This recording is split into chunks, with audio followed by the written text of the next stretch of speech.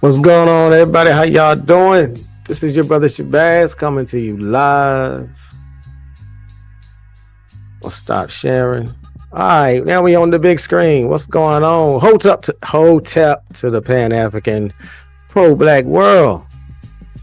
How y'all doing out there tonight? This is your brother Shabazz. Sometimes your Professor Shabazz.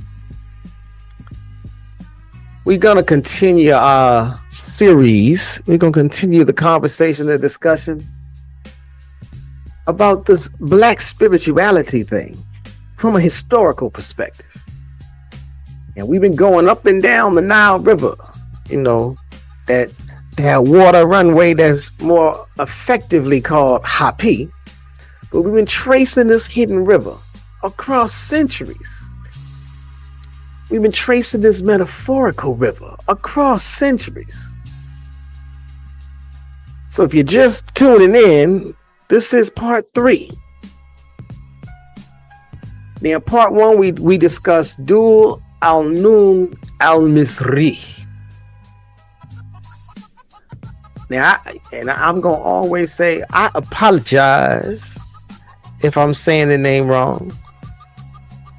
But I will try to put their names on the screen again, just to make sure y'all can see what I'm saying. So when we spoke of Dual al-Nun al-Misri, that's who we was talking about. So I got his name on the screen somewhere right there. Dual al-Nun al-Misri. Al-Misri.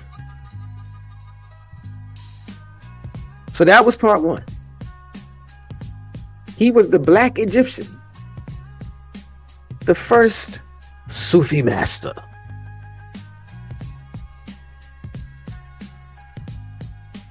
Let me pause just for a second. Turn this music either down or off. Let's see. So let me get this music down here. Turn it down some more. Just want it lightly in the background. All right, we got that situated. So, Dual al-Nun Misri, it was a black Egyptian, the first Sufi master. First. And how he was reading the Metanetta. You know, that mysterious language that even the Europeans didn't know nothing about.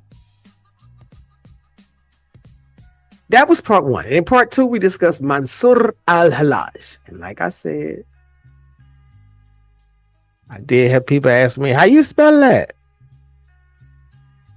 So when I say these names, and like I said, you know, if I mispronounce it, I do apologize. But part 2, we discussed Mansur al-Hallaj, who took that African wisdom and ran with it all the way to Baghdad. Now, as what happens with most black leaders who have definitive spiritual power, he came to, how shall we say, a less than celebratory ending. The folks in Baghdad beheaded him. And why? Because he dared to speak his African truth. And he said, Ana al-Haq, which means I am the truth. He spoke it aloud. He spoke it just as strongly as the pharaohs said, Inik Asar. But that was part 1 and that was part 2. So stop scrolling. Get a notepad if you need. Come on in. Grab a seat. Say something in the chat. Let me know where you're coming from. This is your brother Shabazz. Because today we arrive where the river meets the ocean. It's not just history that we're talking about. We are talking about a living and breathing tradition, a living and breathing technology. You might not be able to get your hands on it. It's not necessarily 3D technology. but it is a very real technology. And it proves that ancient African spirituality could defeat a modern empire without even firing a single shot.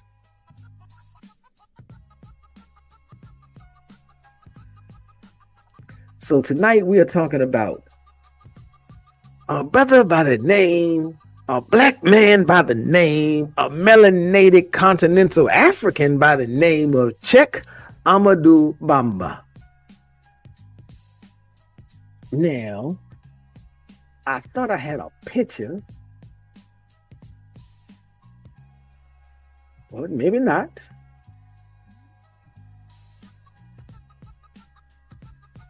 I do have a picture I can pull up on the screen. I think I have the picture. Actually, it was the one that I used for the thumbnail. So let me see if I can pull this on up.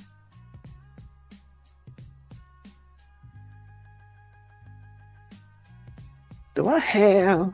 Let's see. Here we go. This brother right here, Cheikh Ahmadou Bamba. The man who wouldn't fight. The man who did not fight and still scared the bejesus out of the empire. Now, this man was born in 1853 in Mbake, Senegal. Bamba emerged during West Africa's darkest hour. French colonialism was tightening its grip. And what they called it was the mission civilisatrice. It was a lie covering brutal extraction, the same way they lie today to cover brutal extraction. Now, other religious leaders had taken up arms. That's right, physical jihad was the language of resistance across the Sahel. Shoot, it was the language of resistance in the Black American community. If you know anything about the Black Panthers, the Deacons of Defense, the Black Liberation Army, the Republic of New Africa. But I'ma chill.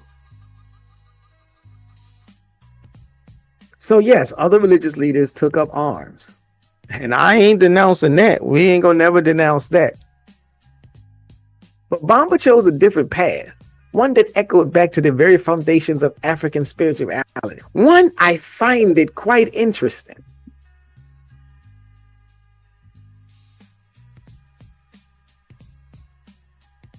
I tell you, ladies and gentlemen, every time I go live, the phone calls come. Let me see if I can get back on track. I can already tell the phone calls are going to keep coming, so let me hold on a second. Let me pause for a hot second. I'm going to continue this.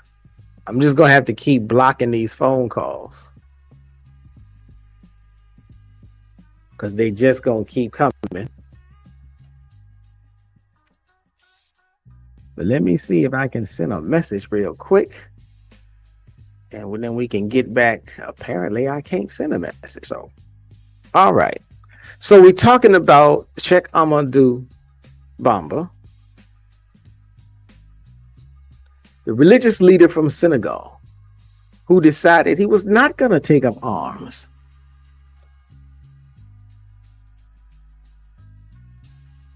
He was born in 1853 in Mbake, Senegal. He chose a different path, one that echoed back to the very foundations of African spirituality. He called it Jihad al-Akbar, the greater struggle. Now put that on the screen so you can see what I mean. What did he call it? Jihad al-Akbar. That's what he called it. The greater struggle. Not one of swords, not one of ammunition, but the struggle of the soul. Now, in 1883, at the age of 30, y'all notice, I don't know if y'all recognize that or not, but it seems like the age of 30 pops up in a lot of religious leaders' lives. But at the age of 30, Bamba founded the Mouride Brotherhood. His teaching was deceptively simple. Salvation comes through complete submission to God and hard work. You can't have one without the other. This is not that kind of salvation where you just go and live in the woods like a monk and just pray all day. I'm not downplaying that. I'm not dissing that. I'm just saying that's not what this is. This was an idea where your fervor, your spiritual strength does not come just because you believe. It comes because you believe so much that you must do some hard work. But beneath this simplicity lay something ancient and profound, and that's why we tracing it. That's why we riding this river, this metaphorical Nile River. Something the French colonizers couldn't understand, but they feared it enough to know we gotta stop it. So the concept was Jihadu Nafs. Jihadu Nafs. That's the concept. And yeah, I'm gonna keep putting it on the screen. The concept was Jihadu Nafs, and I think you can see right down there. Jihadu Nafs. I got that on the screen. The struggle against the lower self. The struggle against Isfet. What is Isfet? Well, we're going to get there. We're going to get to that. Jihadu Nafs is the struggle against the lower self. That's the Islamic term. The purification of ego. So for all of the people that think Zen Buddhism is the only home for that kind of thinking, you would be wrong. Now, if you follow this series, like I said, this is part 3. So if you have been following this series, you recognize this immediately. It's what the Sufi annihilation of self, it's fana. It's what al-Nun systematized. Fana, the Sufi annihilation of self. Now I'm going to come back to the big screen.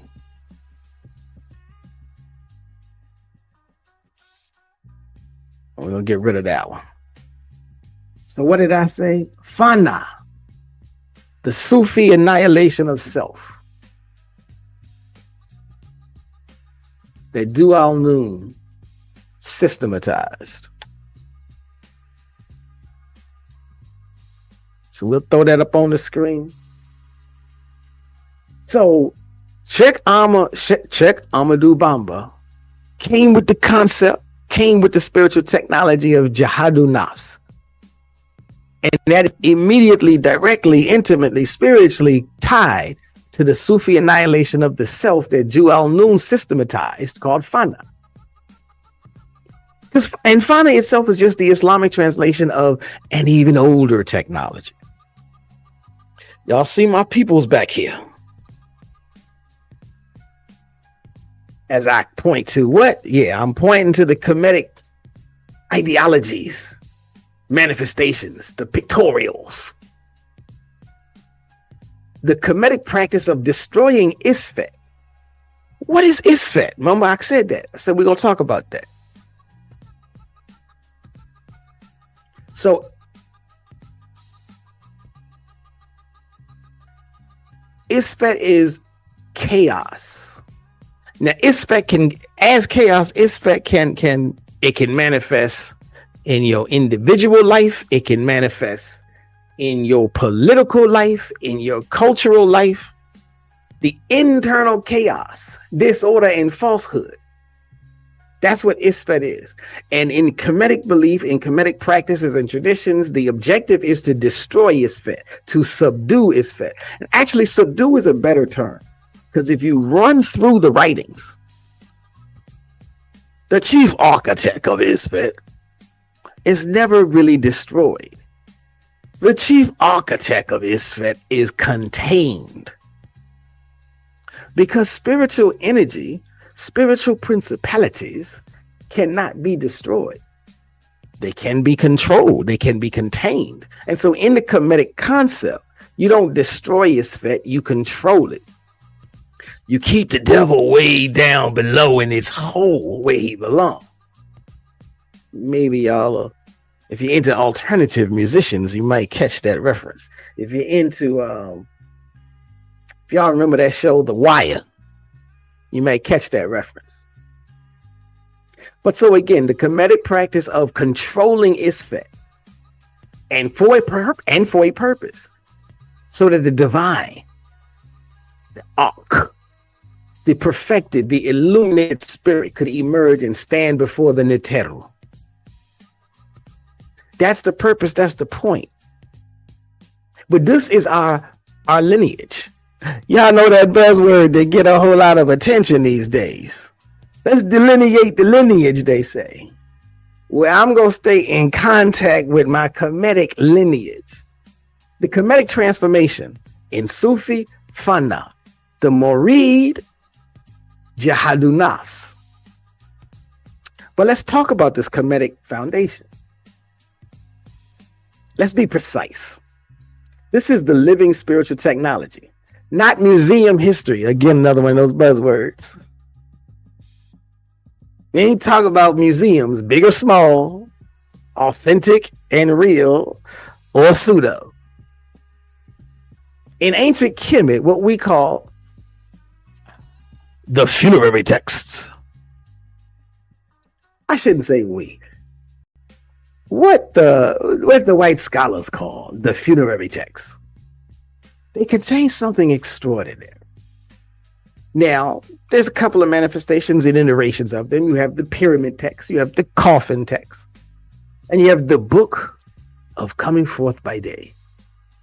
Now, in these books, you find what we call prayers. We find operative manuals, procedures. We find basic instructions before leaving Earth. Catch the reference.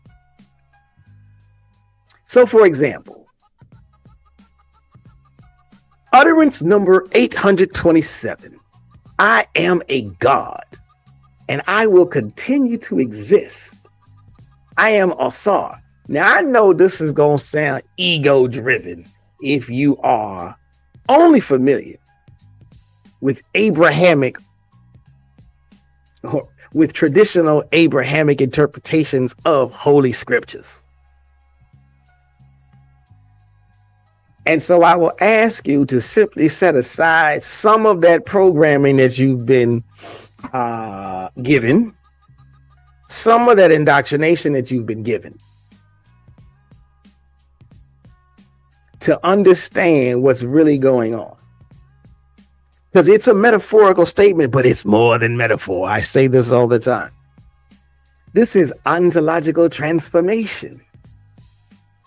The human being becoming divine through proper spiritual work, through alignment with Ma'at.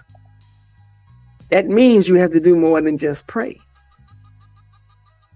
Now we have a scholar by the name of Maulana Karenga, and he has a work entitled Ma'at, the Moral Ideal in Ancient Egypt. And Karenga explains Ma'at as cosmic order, truth, balance, the fundamental principle maintaining the universe. Everything, top to bottom, as above, so below. It is the ultimate reality, the divine order, the opposite of Isfet. No more chaos. Now, every Kemetic individual strove to uphold, or was supposed to strive to uphold Ma'at through right action. And the idea, or part of the idea, was the goal was, once you become deceased, you don't become deceased. Because you can only reach the afterlife if your heart, weighed against Ma'at's feather, proved that you had lived in alignment. Now, this might sound very familiar to you. It should, because the Abrahamic concepts that teach this, the Abrahamic principles, scriptures that speak of this, they were just copying from the back of the book. in the classroom of Kemetic spirituality. But here's the key. Divinity was achieved through work, through sustained practice of right action, rightful action, righteous action. Through daily maintenance of cosmic balance, you became divine by doing divine work. This is the technology. Alignment with cosmic order through action. Now you might be asking, I thought you was talking about Senegal. How does he go from Senegal to Kemet? Allow me to clarify. There is an unbroken thread in all African spirituality. So we can see it, we see its origins, we see its source, we see its start along the banks of the River Nile. And we see it spreading across the continent, and we see it spreading across that so-called Atlantic Ocean over into the contiguous 48 under Uncle Sam's governance. We see it in the Caribbean nations. We see it in South America. We see it everywhere the African has traveled, whether they traveled voluntarily or involuntarily. So let's fast forward from ancient Kemet. Let's fast forward to 1884, still an ancient time to a lot of people. Cheikh Ahmadou Bamba sits in Tuba, writing his masterwork, Massalik al-Jinan, Pathways to Paradise. And let me put the name of that text on the screen.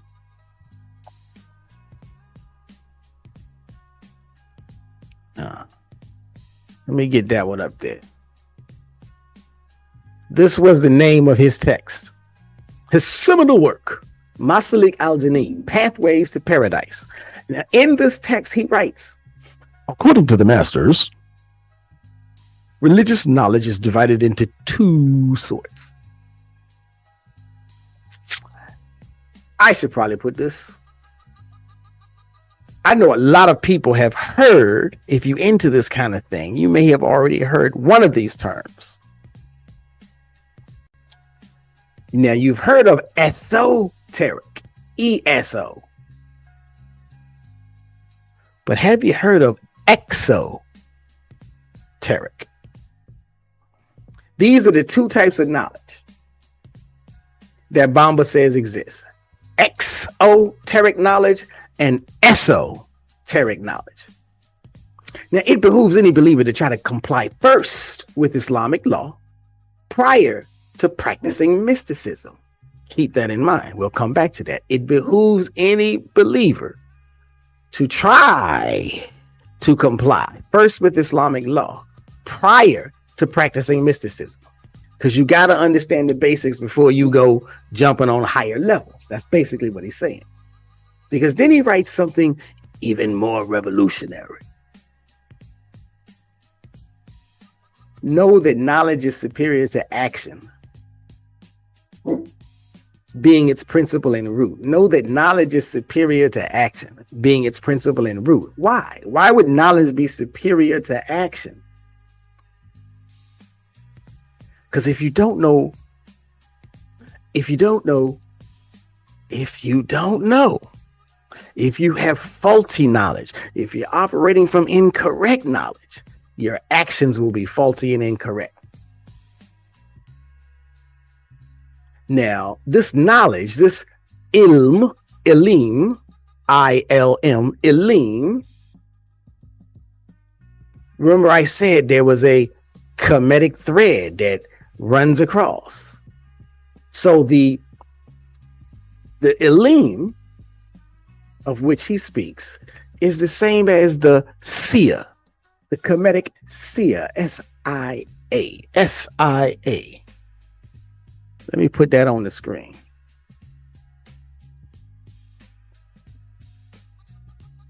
The Kemetic Sia,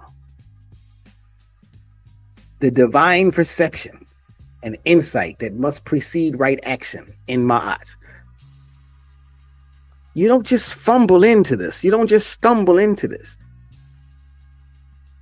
If you don't have the right knowledge, if you don't have the correct knowledge, then you do stumble and fumble.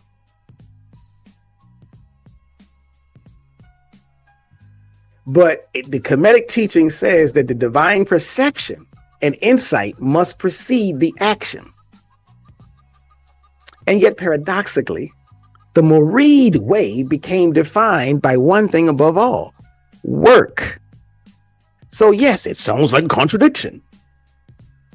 But again, your work must be done right, must be done rightfully, must be done righteously. And your work will not be any of that if you don't have the proper foundation. This is the Kemetic principle. It's just reborn in Senegal. So just as the ancient Egyptians, just as the Kemetic people maintain ma'at through daily right action, Bamba taught that spiritual development comes through what he calls khidma.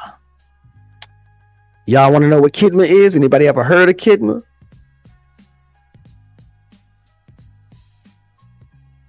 Where's my screen? Khidma.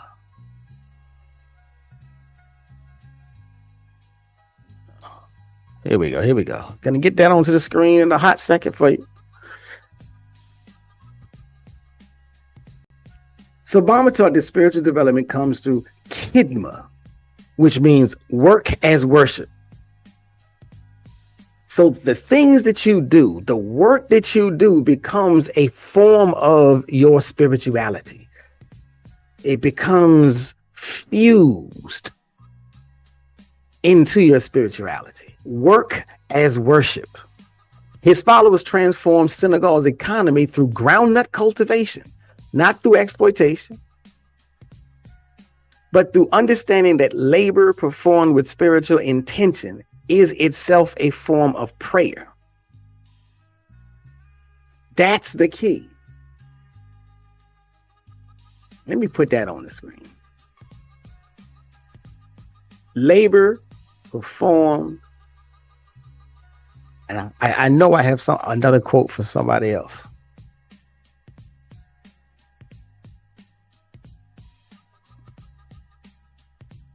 Labor performed with spiritual intention is itself a form of prayer.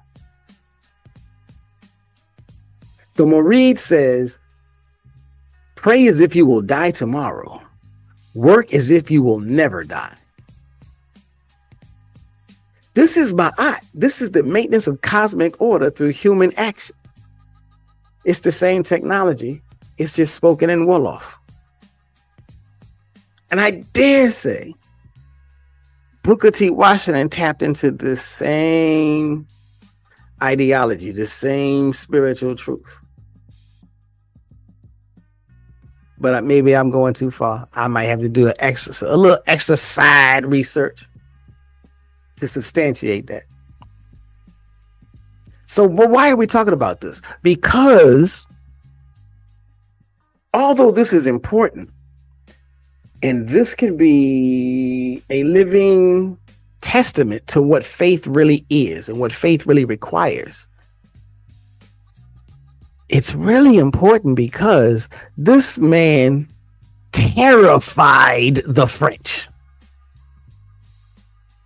He didn't say, go for your guns and don't stop shooting till you ain't got no more bullets. He said, pray and cultivate the land, and ye shall be victorious. And the French said, oh my God, we got to get rid of him.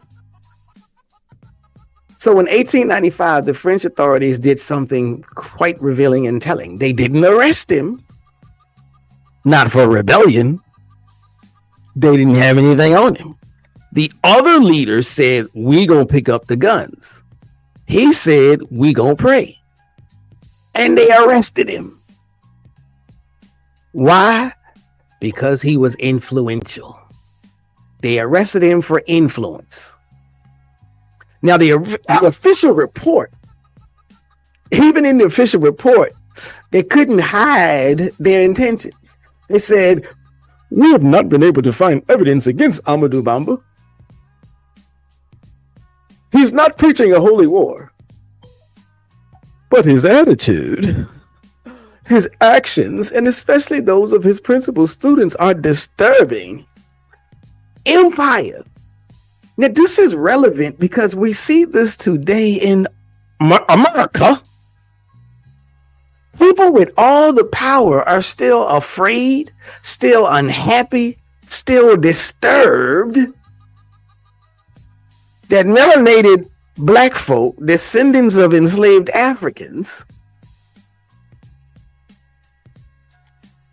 are living our lives as best we can in unison with the deity. We're not fretting, we're not panicking over the white folk. They're panicking over us. So what disturbs these people, these melanated challenged, the Yorugu? Because what disturbed the French is what disturbed the French in Senegal, also disturbed the Greeks who came into Kemet, also disturbed white America. Thousands of black folk leaving their villages in Senegal, abandoning the colonial economy. Sound like a boycott to me. Flocking to this man who taught them to work, pray, and submit to God, not to France, who taught them to work for themselves. Do for yourself. Pray to your deity and submit to your deity, not your empire. Now, I would swear this message came through again over here in America under Elijah Muhammad. But, you know, we'll come back to that. 7 years. 7 years they exiled this man in Gabon for the crime of spiritual influence.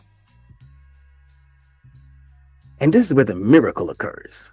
The miracle painted on walls and buses across Senegal, even unto today. To this day. They say Bamba was forbidden to pray.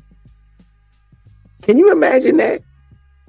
I mean, I can. If you know anything about how white power exists, what did they do on the slave plantations? They forbid us from praying. At least up until the point where they convinced us and converted us to Christianity. But before that, they forbid us from praying. They would cut out our tongues so that we couldn't speak the languages that we came over here with. So they say Bamba was forbidden to pray. So he spread his prayer rug on the Atlantic Ocean and prayed on the water itself. That's the legend. That's what they say. Sounds like a walking on water type of situation. Primordial technology. Now, of course, again, if you are of the Christian faith, if you are of the Hebrew faith, then you might want to dismiss this. That's just legend. That's not real. But if you can believe in one individual who walked on water, and you have that right, then everybody else got the same right. So you shouldn't dismiss it as legend unless you're going to dismiss your own beliefs as legend. But let me get off that soapbox. Let's look at what this type of spirituality really means.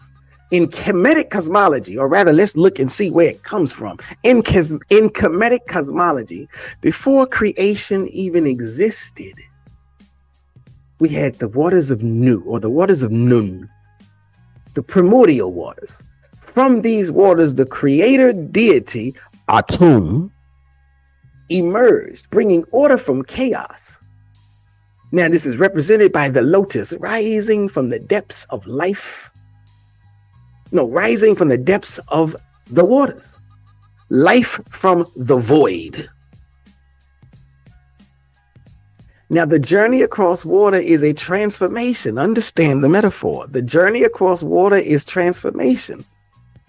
So in Kemetic writing, in Kemetic ideology, the Ba, what is the Ba? It's the soul. The Ba crossed the celestial waters to reach the afterlife. Asar was associated with the Nile's flooding, with the flooding of Hapi.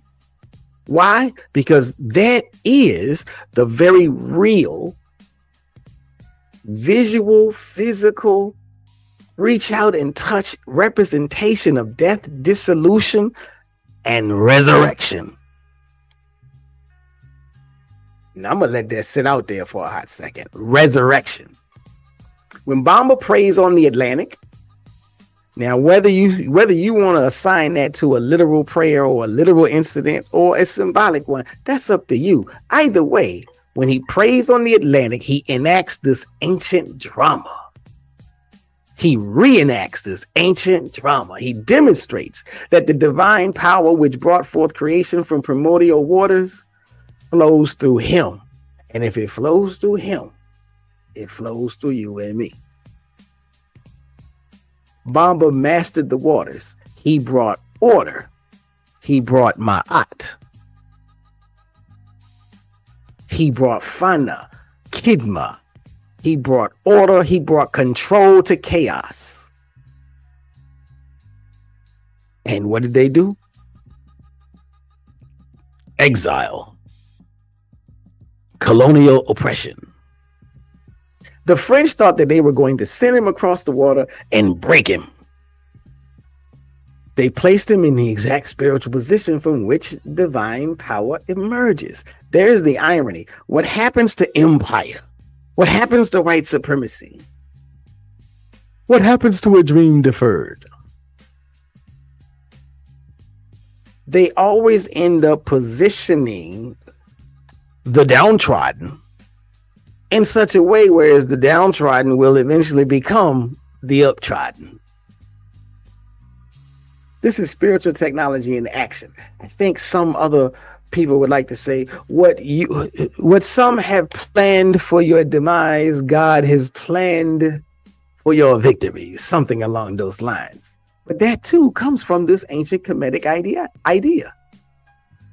So what we have is the transformation, the technology of transformation. We have the Islamic term wird, W-I-R-D, and we have the Kemetic term heka, or heka, H-E-K-A. Now, that's what we're talking about right now, wird and heka. So let's talk actual practice. Bamba taught the importance of word. What is word? You know, like in hip hop, we say what? It's litanies, repetitive prayers, constant invocation. You know, the day you go to a meditation circle, it's the chants. It's the affirmations. Now, what you will see if you go check out his book, remember I said he was entitled Massalik al-Jinan. Keep for thyself, this is what he says, keep for thyself provisions in regularly practicing one of the accredited word. Do make a point of performing it in purity and in discretion, which means always say your mantras. You know, some people say, well, always say your prayers. Depending on whatever your prayer is. But say it constantly, routinely. It's not enough just to say it one time and go about your business. You have to be mindful with it. So keep for thyself provisions in regularly practicing one of the accredited litanies, one of the accredited repetitive prayers, your mantras, your invocations. The idea here is that these repetitive invocations, embedded in them is the remembrance of your connection to the deity. It's zikir in Sufi remembrance. But before Islam, it was heka, the ancient Kemetic concept. Words of power. If you remember. If you don't remember, you might be too young. Go check out X-Clan.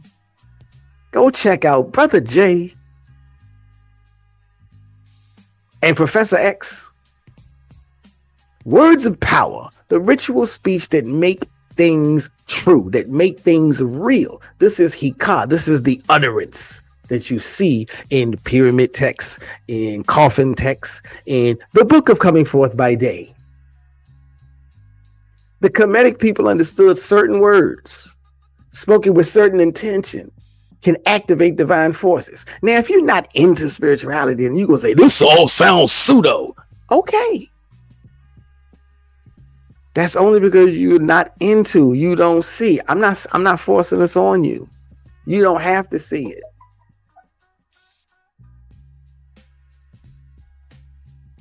But in this type of realm, in this type of sphere, in this walk of life, certain words spoken with certain intention can activate divine forces. It's really no different. Let's go and look at hip hop. You get into hip hop, and not just hip hop, any kind of music.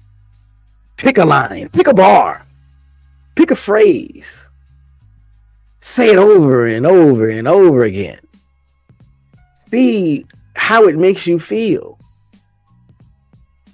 Especially, if we are going to look at hip hop, then look at it this way, especially when there was a time in the hip hop story where the hook for the song was basically 4 bars repeated twice. And then there was a time when there was the shift and the hook of the song was 1 bar repeated 8 times. And this really, really, really, when you get to this idea of repetitious litany, you get this one lyric and you say it over and over again. Now that's what's going to get you jumping. Why? Because you're tapping into this divine energy, this heka. So now it can be playful and whimsical. It can be lustful if you so desire, but that's your isfet speaking. But if you make it more intentional,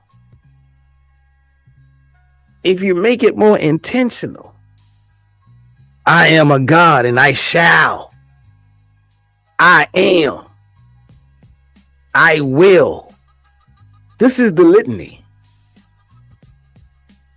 Because the Kemetic people understood certain words spoken with certain intention activates divine forces. And when you look at, when you study, when you discover the pyramid text, the coffin text, you will see they were written to be spoken, activated through voice. This is the technology. This is the seer. Or if you want to go grab his other book, Maulana Karenga, that is Husia, divine insight made audible, knowledge putting into being, coming into manifestation, or coming into manifest, being made manifest.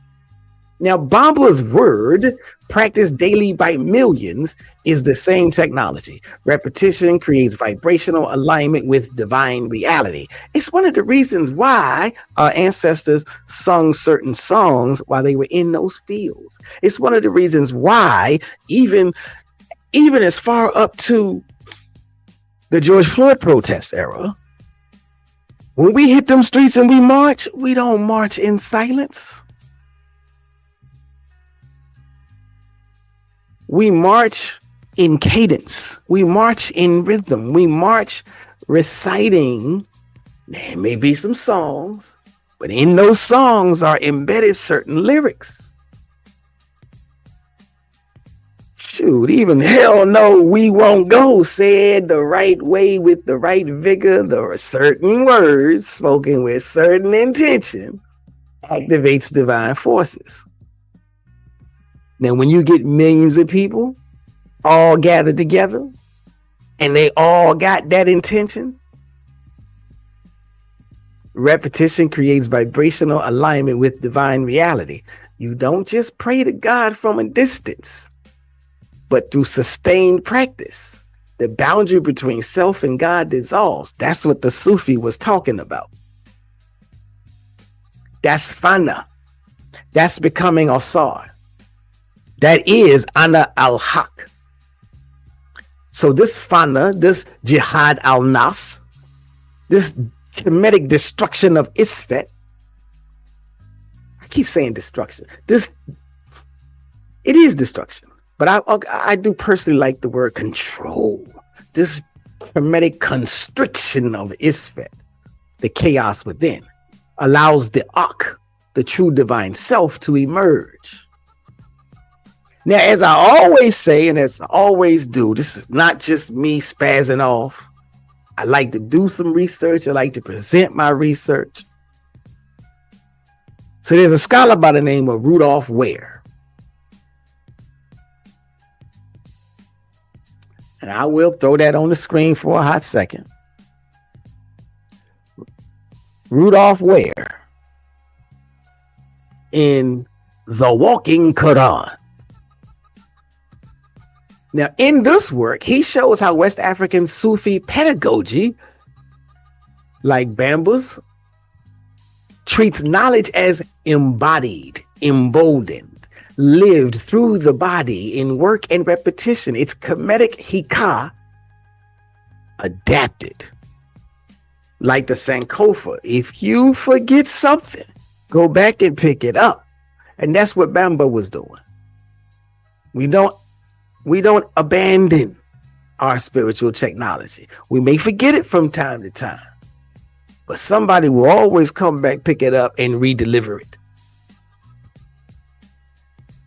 So this is what we get to. This is what we're talking about. And this Cheikh Ahmadou Bamba ultimately becomes the Kemetic echo of a divine gateway. Now, here's where it might really get controversial. But here's where we see its clearest continuity. So controversy be damned. In Kemetic religion, in Kemetic tradition, the priest was the intermediary between human and divine, at least for a certain amount of time. The pharaoh was the Ka of Heru, made manifest. The same way Christians say, in one way, shape, form, or another, that Yeshua is the Lord made manifest. Temple statues were not just art. They were metaphor, they were vessels of divine power, the same way the Christians wear a cross as a vessel and symbol of, in remembrance and desire of divine power. The Mouride devotion to the Sheikh echoes this precisely. So today, Bamba's photograph is everywhere in Senegal. Orthodox Muslims don't like this. But Orthodox Muslims are the ones that killed Mansour. And we are under no divine edict to follow Orthodox Muslims. Now, Orthodox Muslims will say, this is shirk. You're associating partners with God. Now, I will give a shout out to my Quranists, because they are probably the most adept in challenging and defeating and debating this whole shirk thing. But I do find it a little interesting that folk will throw out the word shirk and say you're associating partners with God, and then they will walk into a mosque where it's already written onto the building they're associating the Prophet Muhammad with God. That's a partner. But hey, let me slow it down. The Mourides understand something that's even older than the Islamic manifestation of this spiritual technology. They understand that the Sheikh, just like the Kemetic people understood that the Pharaoh, the Insubiti, and just like the Kemetic priest, is a channel for divine presence, not a replacement. Now, no, I'll give grace. There can be some, the way in which I'm aware, many folk might look at their pastor. Many folk might look at their preacher, their minister, rightly or wrongly, the divine presence, not a replacement. Now, in Islamic verbiage, this concept is called tarbiyah. Tarbiyah. Spiritual nurturing. What was that? What did he say? Throw that on the screen. Tarbiyah. Spiritual nurturing. So let me throw that on the screen again. So this concept is tarbiyah, spiritual nurturing. The disciple uses Bamba as a focal point, as a bridge to the divine. Devotion to the Sheikh creates conditions for fana, which is the process of becoming an ak, an effective, shining spirit free from its fet. Just as devotion to Asar created conditions for becoming the deity, or becoming one with the deity. So if you happen to find yourself in Senegal, shout out to anybody that's been. I've been once, got plans to go again.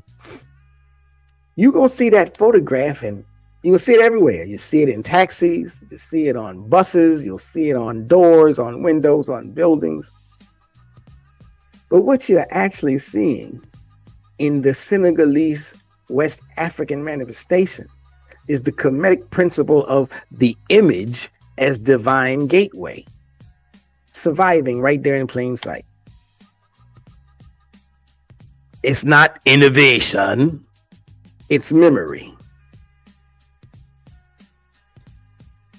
Now, we'll go a little further,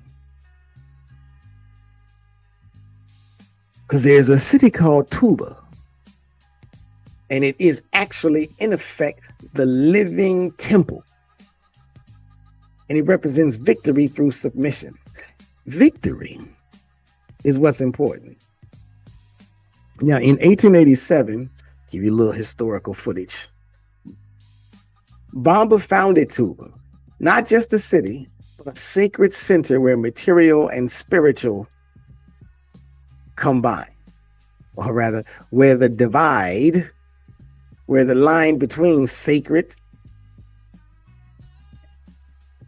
and material then may even collapse. Now, this is also interesting. This is another manifestation. This is another repetition of history, because this is what that Insubiti, what Pharaoh Akhenaten did, founded a new city to establish the new spiritual vision. So ancient Egyptians built temples as houses for the gods, where divine power is concentrated. In Touba, functions the same way. Millions take pilgrimage for the Magal, facing the Atlantic Ocean, not Mecca, commemorating Bamba's prayer on water. Bamba wrote, now these are his words, not mine.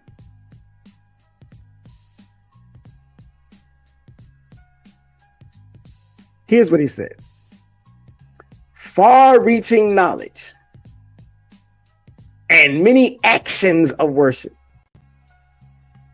while one is full of shortcomings, constitutes delusion. Wait a minute, what? Well, we are full of shortcomings. The idea here is, don't get it twisted. Knowledge is supreme, but knowledge without work, just like faith is important, but faith without work is what? See, what Bamba understood is that what he understood is what those in the Kemetic tradition knew.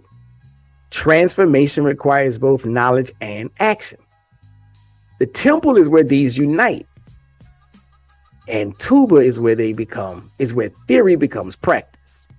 By 1912, the French realized what should have been obvious. This man was not going to fight y'all with his fists. He was not going to fight y'all with knives and swords. He was not going to fight y'all with ammunition. And his refusal to engage in that manner made him invincible. Now, if anybody wants to say, well, hey, this sounds like what Gandhi was about, I will agree. At least as far as the idea of peace or peaceful protest. This sounds more like the original blueprint to me, though. By 1919, they tried to honor him with the French Legion of Honor. Now, being gracious, Bamba accepted the medal. They wanted him to wear it. They wanted him to show it and put it on display. He refused. He said, I shall have no association with your worldly power.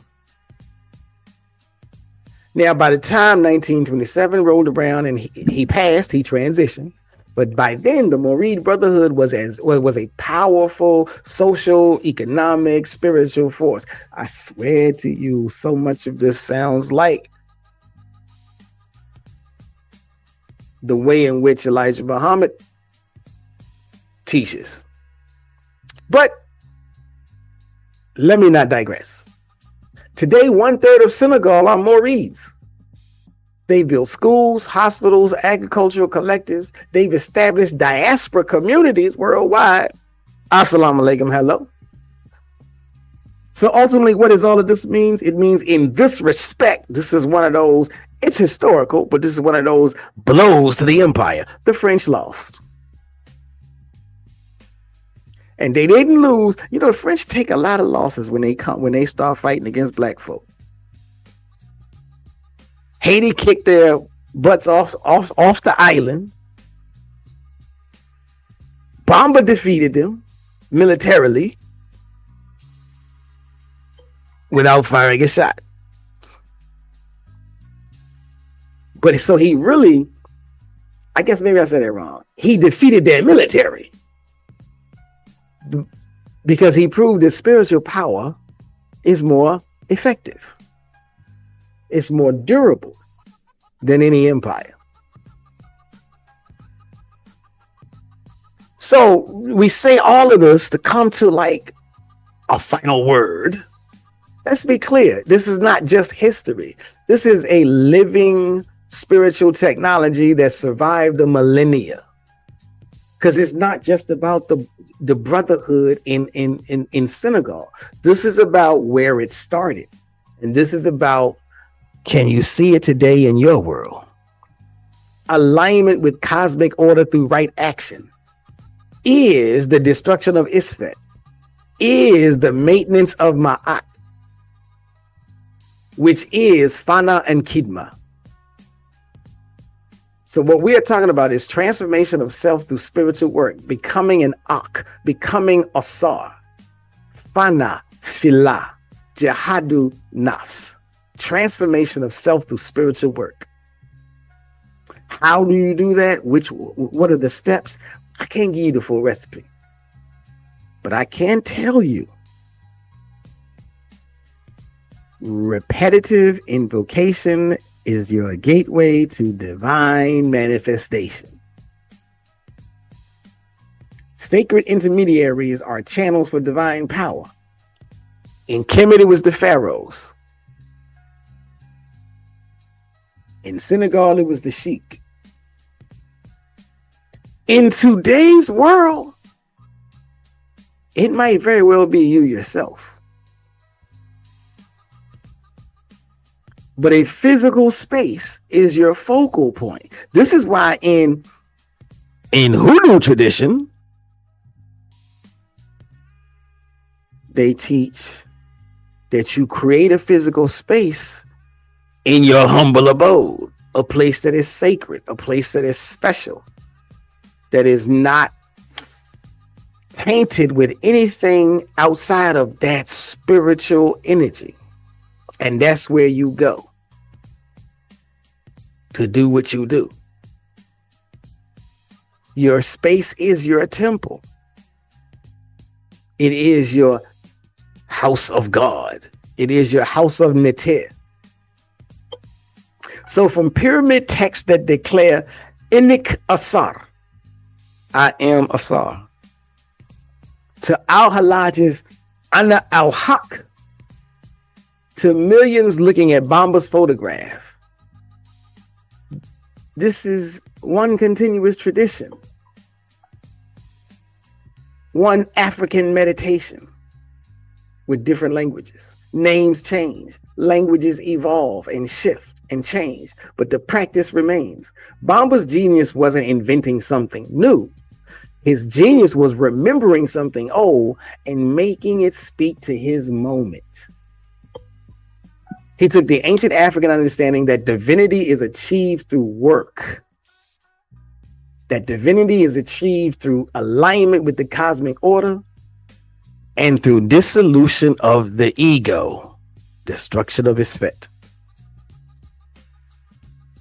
And he weaponized it against his enemy, against colonialism. Here's what the French never understood. When Bamba taught pray and work, he wasn't teaching docile. This was not docility. He was teaching access to power that colonialism can't touch, that capitalism doesn't understand. Every Mouride farmer planting groundnuts while reciting word was maintaining ma'at, just like every one of our enslaved African ancestors picking cotton, singing songs to maintain their connection to the divine for ultimate victory. Now, it doesn't come quick. It doesn't come easy. But the sun always shines.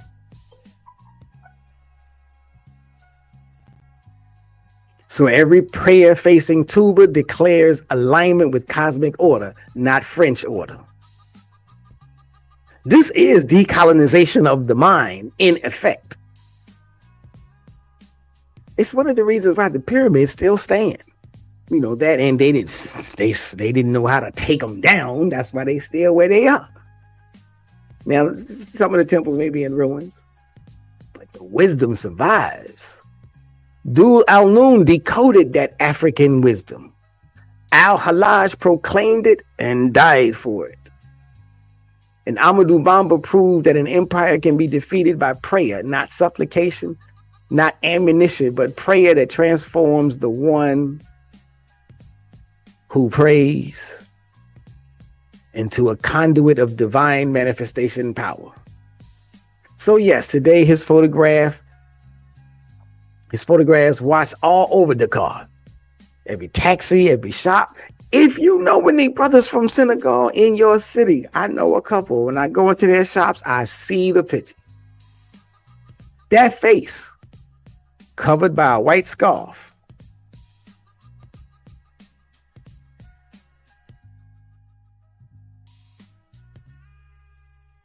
Not because Mourides worship him, but because they understand what the ancient Kemetic people knew. Divine power flows through physical forms. Images can be gateways. The work of maintaining cosmic order is never finished. This is an old technology, but this is a very vital technology. The struggle is ongoing, and somewhere in Senegal right now, a Mouride farmer is planting seeds while reciting word, maintaining the same cosmic balance that the Kemetic people carved into stone 4,000 years ago. They exiled that man for praying. They beheaded al-Hallaj for saying it. The question is, what will we do with this reclaimed truth? How will we use this spiritual technology once we learn it, understand it? Because it's not just history, it's victory. Now, ladies and gentlemen, this is your brother Shabazz. This is all I have for you today.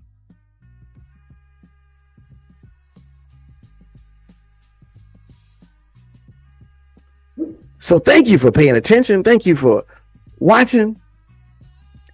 Feel free to leave comments on the page. This concludes our third part in this three-part series on Black spirituality. This is your brother Shabazz, sometimes your Professor Shabazz. This is the proper perspective on Black spirituality. Fearing African spirituality, the Kemetic secret that got Senegal's Mouride leader exiled for praying. So if you're just dropping in, I'm almost finished. Thank you for dropping in. Let me know where you're listening from, tuning in, watching. You can drop it on the comment section. You can hit the like button. I thought I had one more. Where is the last thing that I was going to say? Maybe not. Okay, so maybe I don't. But like I said, we gonna. I may have forgot to say this to everybody, but peace to everybody. If you're a positive person in this universe, I do owe you the assalamu alaikum hotep peace sign to you. Now, my last thing before I get out of here, I'm just going to say, please make sure that you hit all the buttons. Hit the like button, hit the subscribe button, hit the share button, and send this to somebody that you know might be interested in how to put puzzle pieces together and look beyond the smoke and mirrors. The algorithm is the gatekeeper. So do these things for me, and I'm going to see you on the next live. Peace.